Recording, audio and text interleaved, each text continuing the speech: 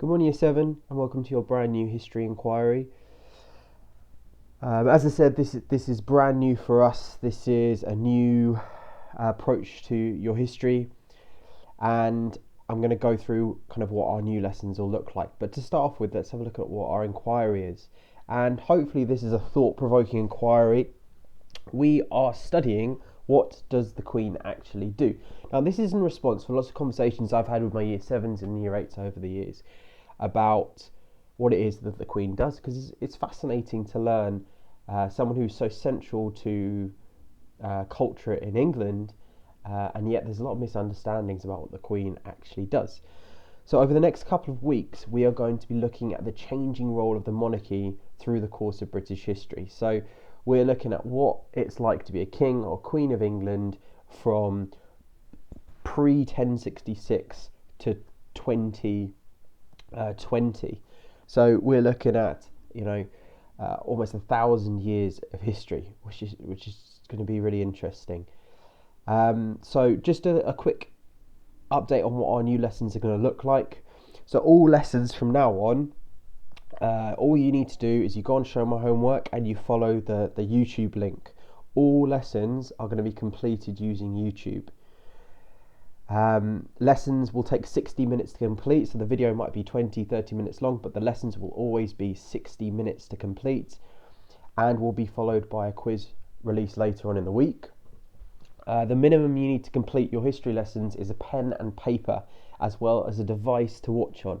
So this could be a phone if you're sharing your computer with siblings.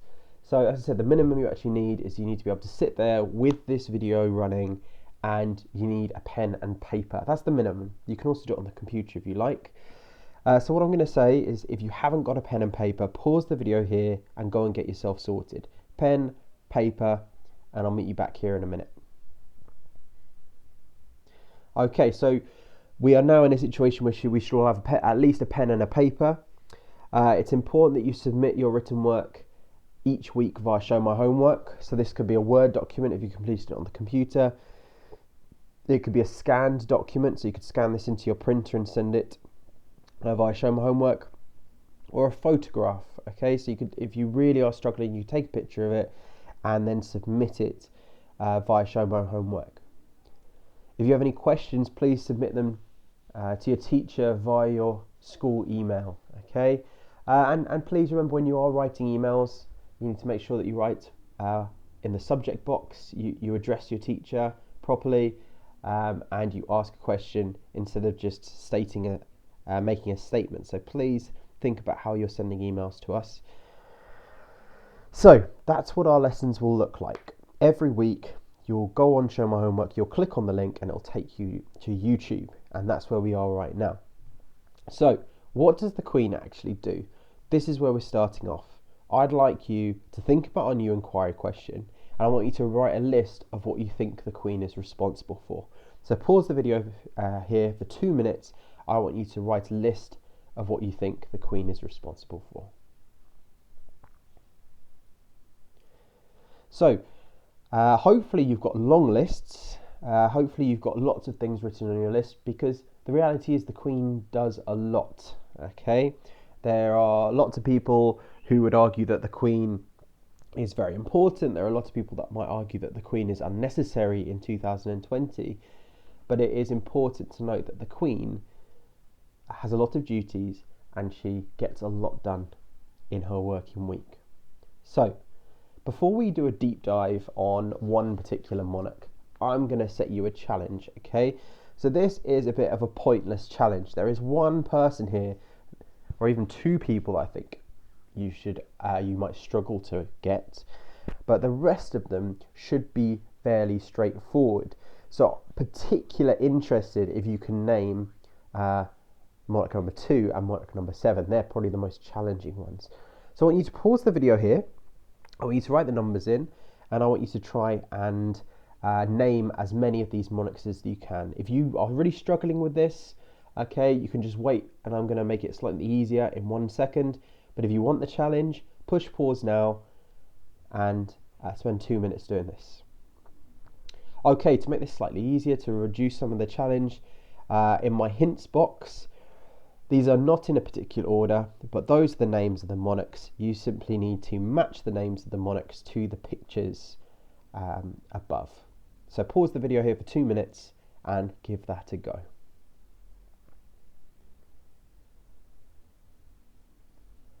Okay, so let's start with number one. Now, number one should be the easiest one on there. Number one, of course, is our current monarch, Queen Elizabeth II. Now, number two, I said, was particularly hard. Okay, so if this was a pointless school edition, this would probably be a pointless answer. It's a real challenge, but this is actually George the Sixth. So that's George the Sixth. George the Sixth is Elizabeth II's father, so he is the previous monarch. Number three should be nice and straightforward. That is Elizabeth I, so the same name as Elizabeth II.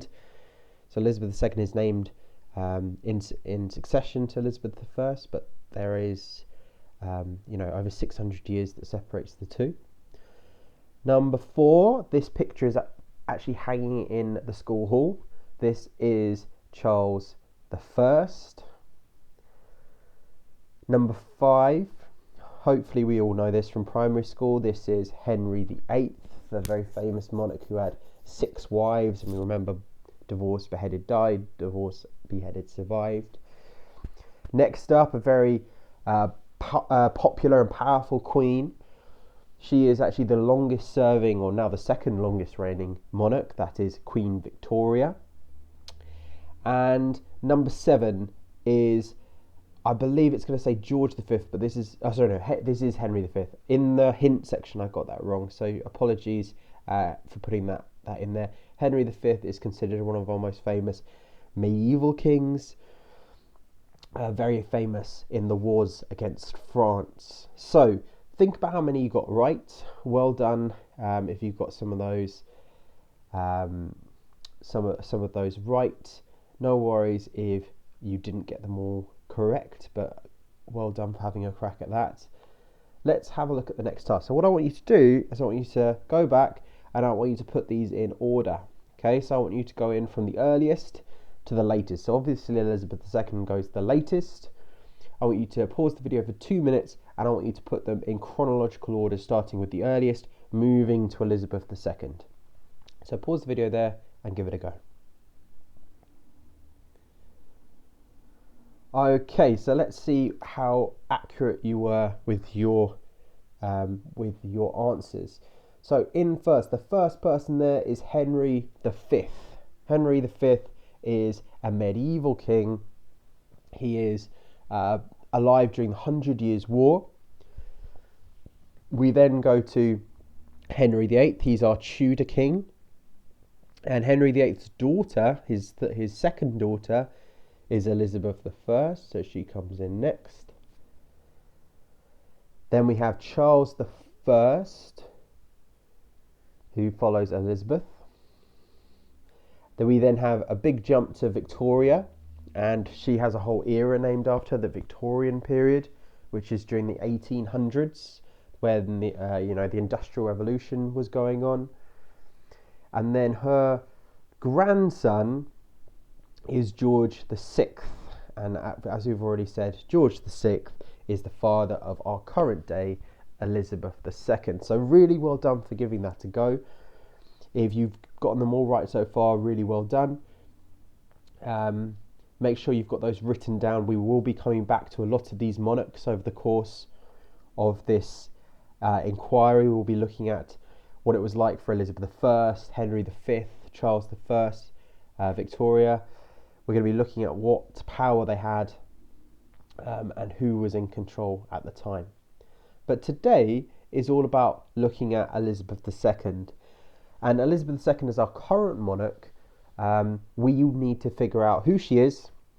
We're going to be looking at what power she has, what she does in her day-to-day as well. So try and answer some of those misconceptions that we might have. So the first thing I want you to do is I want you to write a little spider diagram with Elizabeth II in the middle. I want you to pause the video here for just 2 minutes and I want you to write down everything you know about Elizabeth II, please, including your own opinion on her. Pause for 2 minutes. Okay, step 2. So step 2, there is a video in the description of this YouTube video. So if you look in the description box, it's labeled video 1. What I'd like you to do is I'd like you to click on that video and go and watch it. And as you're watching it, I'd like you to write down 5 things about Elizabeth II. Okay, don't just write the first 5 things down. Write down the things that you find interesting, and that's just a minimum as well. If you want to keep your place in this video, if you right click it or hold click it if you're on a phone, and just open in a new tab, and then this video will be safe for you to come back to. Alright, pause the video there and go and watch the video. Okay, so that's an interesting kind of biography of Elizabeth. And what I want you to do is I want you to put your ideas into action now, and I want you to write 3 sentences about why Elizabeth was important. So you could talk about her role during World War II, you could talk about how she was never really meant to come to the throne, but then her father succeeded under those interesting circumstances. You can talk about the role of her family as well. Pause the video here. I want you to spend 5 minutes writing down 3 sentences about why Queen Elizabeth was important.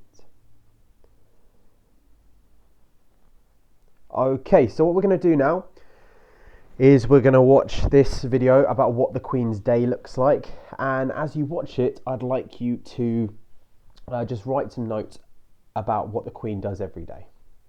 So click on the video 2 in the description of this video, and then come back to this video when you've finished watching. Okay, so there's a really interesting comparison to see what the Queen's life is like.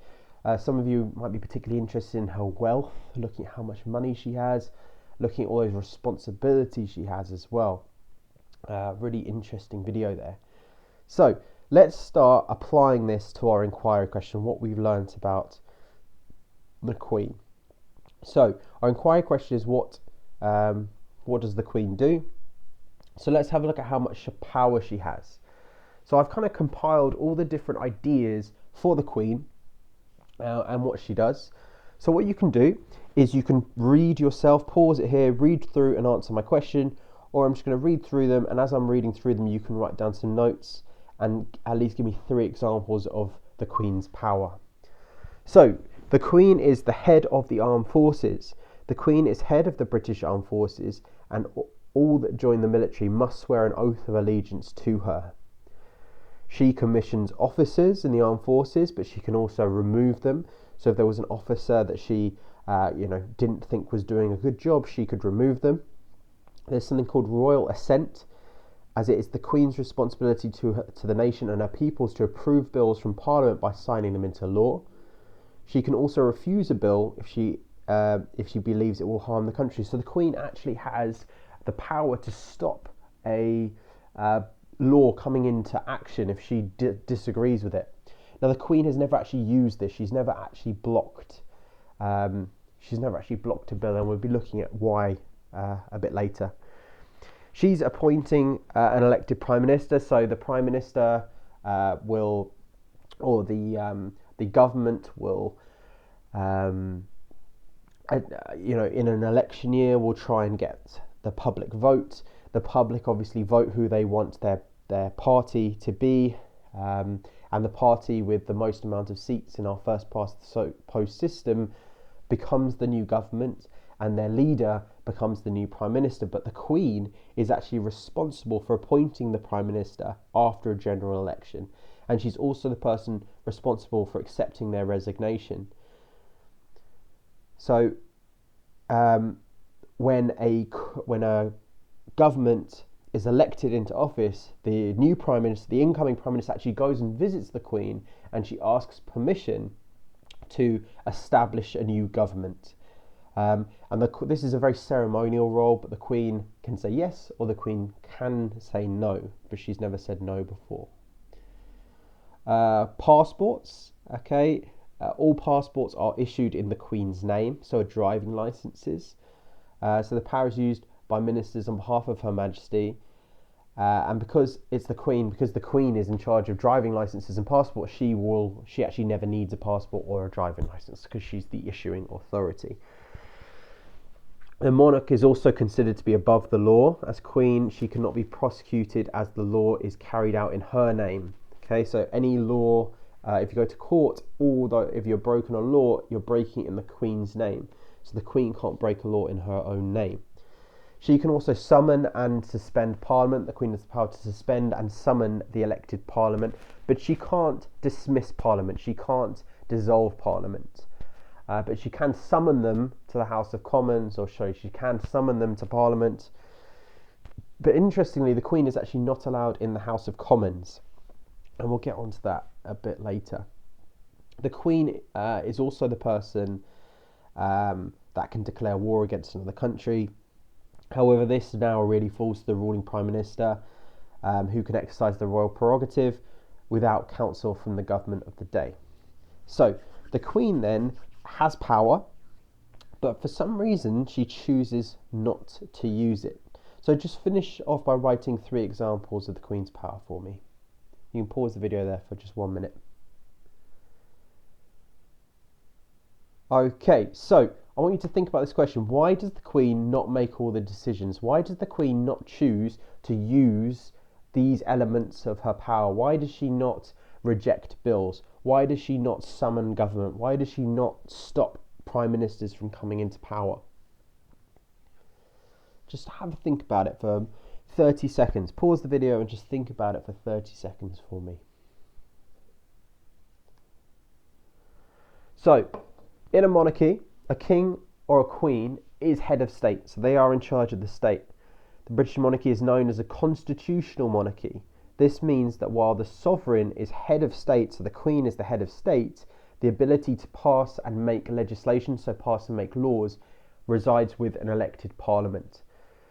So we're going to be learning about Charles I in a later lesson, but as a result of Charles I's behaviour and the feeling at the time of his reign, there was actually a civil war fought between the parliamentarians and the loyalists, the royalists, and the king actually fought his government for control over who has more power, and it ends with the execution of Charles I, the death of a king. So the king is killed because he's meddled in Parliament. Now, since then, the Queen, and royalty has been restored. We now have a king, and we've had a king or a queen for many years. But there is a very delicate balance between Parliament decision and the Queen. And although the Queen is the ceremonial head of state, she is not meant to, get herself involved in passing legislation. That is reserved for politicians who have been elected into office and who represent the people. So the Queen, although she is very important, she is not making the laws. She has a hand in it. She goes along with it. She supports the government, but she is not actually making those laws herself. And it's all to do with royal prerogative, royal power, and to keep the Queen from being all powerful. Instead, the people have power because they elect their government officials, and those government officials are meant to pass laws for them. So then, why is the Queen important? If she can't make laws, if she isn't in full control, why is the Queen so important? And I just tried to summarize my thoughts onto this slide. So the Queen acts as a focus for national identity, unity and pride, and she gives a sense of stability and continuity. So people love the royal family, or a lot of people love the royal family. And when the royal family are present, people are patriotic. They feel, they feel encouraged to get involved and support the government. If the Queen is backing that government, the Queen becomes a role model. She becomes that sense of national identity, and helps people feel very proud of what their country is doing and what their government is also doing. The Queen and her family entertain and visit foreign powers to build and maintain relationships with them, which will benefit the country. So the Queen goes travels for most of the year to different parts of the country or different countries to create relationships, build those relationships. And those might end up in trade agreements where it brings in huge amounts of imports into Britain for good prices, or it might be us selling items to other countries. It might be to join forces on some cause that's particularly important, whether it's scientific research, whether it's security, whether it's charity. The Queen and her family are ambassadors for England and ambassadors for England's they're ambassadors for England's kind of prosperity moving forward. They act on behalf of the government, they act on behalf of us to secure these relationships. At times of national crisis, they act to maintain stability for the nation. So just recently, the Queen has actually gone on national television to talk to people in their homes about what they're doing in their response to the coronavirus pandemic. That's because she's been there for so long. People look at her and go, actually, we recognise what she's doing. We recognise what the country's doing, and we also recognise what we are doing. So people get a lot of they get a lot from the monarchy reaching out. The Queen is the current head of the Church of England, which is a very important role in this country because it's our main religion.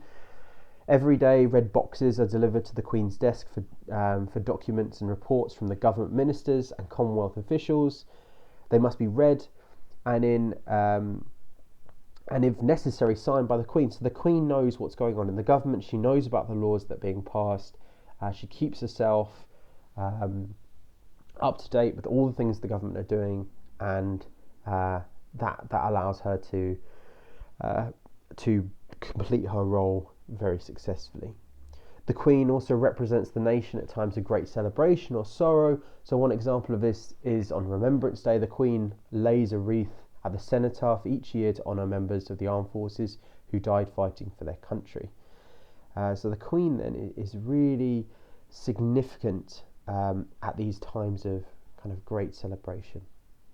So what I want you to do, I want you to pause the video and I want you to write for 5 minutes. I want you to write a paragraph on why you think the Queen is important. And I want you to use the information I've given you in the bullet points at the top. And I also want you to use these just kind of pointers. Remember, we were writing in PE paragraphs, we were writing a point. So you could say, I think the Queen is important because. You're then going to use an example. I know this because, and then you're going to explain it. This is important because. If you finish that within the 5 minutes, maybe you could compare it to another reason why you think she's important. What is the most important reason why the Queen is important? For example, you could rank those, and that's a higher level of thinking, which is really good to get in the hang of. So pause the video here, 5 minutes, and then I will say my final thing to you. Okay, year 7, well done today. A really good first lesson, okay? So what we do now is I just talk to you briefly about what I expect you to do in between now and next lesson. Obviously, the first thing I expect you to do is submit your work from today's lesson to your teacher via Show My Homework. There will also be a quick quiz that will go out later on this week, which will need to be completed to show that you've done the lesson as well. And finally, I've got some things for you to do for next lesson. So in preparation for next lesson, I'd like you to find definitions for the keywords listed below. So in a second, you've got the opportunity to pause the video, write those keywords down. You can just type them into Google. You can go onto a dictionary website and you can find those definitions for me. So the words I want you to find out are the divine right of kings, the word succession, monarchy, sovereign, commoner, and coronation. So thank you very much for listening today.